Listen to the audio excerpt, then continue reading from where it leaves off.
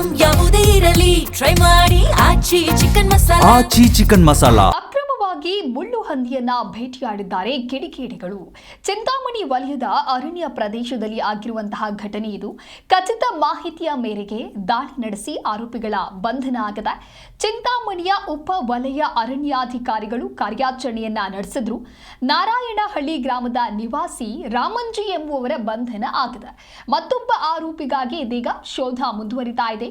ಶಿಡ್ಲಘಟ್ಟ ತಾಲೂಕಿನ ಸಾದಲಿ ಗ್ರಾಮದ ವೆಂಕಟರಮಣ ತಲೆಮರೆಸಿಕೊಂಡಿರುವಂತಹ ಆರೋಪಿ ಸರ್ವೆ ನಂಬರ್ 57ರ ಅಧಿಸೂಚಿತ ಪರಿಭಾವಿತ ಅರಣ್ಯ ಪ್ರದೇಶದಲ್ಲಿ ಅಕ್ರಮ ಭೇಟಿಯನ್ನ ಮಾಡಲಾಗಿತ್ತು.